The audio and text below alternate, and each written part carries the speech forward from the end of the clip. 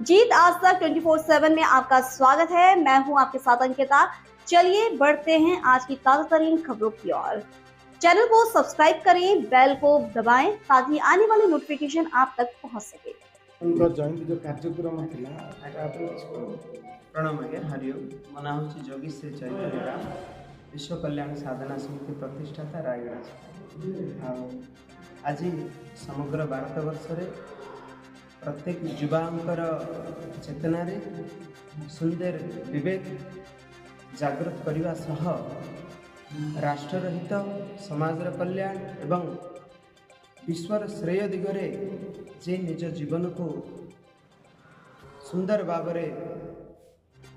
आध्यात्मिक शोभारे आध्यात्मिक तेजरे आध्यात्मिक प्रज्ञारे जे विश्व दरबार में परिप्रकाश करी सनातन संस्कृतिर धर्म ध्वजा को विश्व कोण अनुकोण प्रतिष्ठित करिवार महान व्यक्तित्व जड़े महायोगी संत धार्मिक वेदांती प्रातः स्मरणीय पूज्य स्वामी विवेकानंदंकर जन्म जयंती एवं राष्ट्र युवा दिवस उपलक्षे आज समग्र विश्वव्यापी युवा को विश्वव्यापी जनता को स्वामी विवेकानंदंकर दिव्य संदेश को परिप्रकाश करिवार दिव्य अवसर रे आज आमर रायगढ़ जिले में स्वामी विवेकानंद ट्रस्ट माध्यम सुंदर कार्यक्रमटी आज आयोजित होती।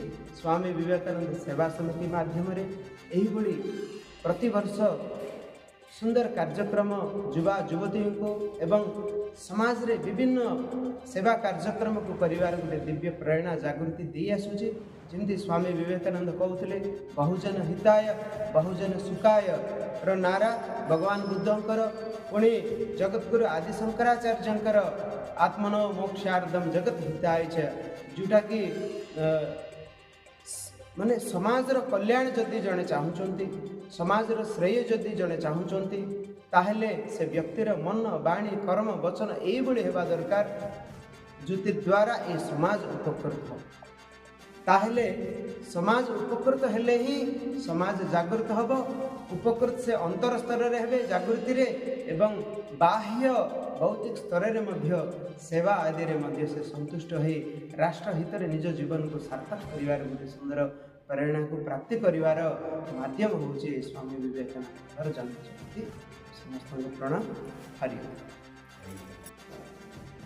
रायगढ़ स्वामी विवेकानंद सेवा समिति सभापति दायित्व अच्छी। मुख्यतः स्वामी विवेकानंद सेवा समिति गत 18 वर्ष धरी जिले में कार्य कर आसुती। आज राष्ट्रीय युव दिवस उपलक्षे स्वामी विवेकानंद जयंती गायत्री नगर गायत्री परिवार मंदिर उपर आम आज कार्यक्रम कराइला। मुख्यतः स्वामी विवेकानंद विचार ग्रामांचल एवं छात्र छात्री मान पाखे कि पहुँच पार ताकू दृष्टि देखिए सेवा समिति अनुष्ठित होता। स्वामी विवेकानंद जयंती सह स्वामी विवेकानंद विचार सह आम महापुरुष मानकर विचार को छात्र छात्री मान पाखे पहुँचवा ग्रामांचल पहुँचवा ये आमर मुख्य उद्देश्य अच्छी।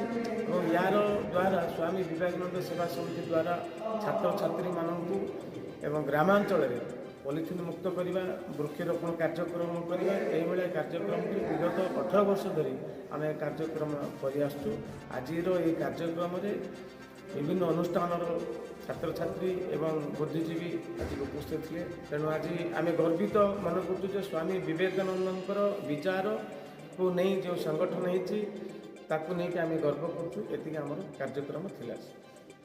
आज जो कार्यक्रम से विषय कौन मो ना जोगेश्वर दास मु रायगढ़ स्वामी विवेकानंद सेवा समिति सभापति दायित्व अच्छी।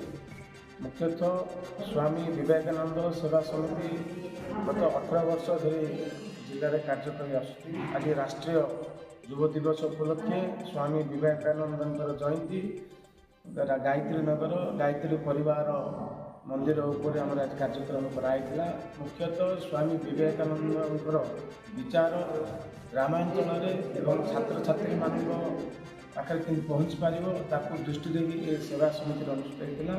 स्वामी विवेकानंदर जयंती सह स्वामी विवेकानंदर विचार सह आम महापुरुष मानकर विचार को छात्र छात्री मानक पाखरे पहुँचवा ग्रामांचल पहुँचवा ये आमर मुख्य उद्देश्य अच्छे और यार द्वारा स्वामी विवेकानंद सेवा समिति द्वारा छात्र छात्री मानक एवं ग्रामांचल पॉलिथिन मुक्त करवा वृक्षरोपण कार्यक्रम करवा कार्यक्रम को विगत 18 वर्ष धरी आम कार्यक्रम कर आज ये कार्यक्रम विभिन्न अनुष्ठान छात्र छात्री एवं बुद्धिजीवी उपस्थित थे तेणु आज आम गर्वित मन करूँ स्वामी विवेकानंदर विचार को नहीं जो संगठन होती आम गर्व करूँ आम कार्यक्रम किया।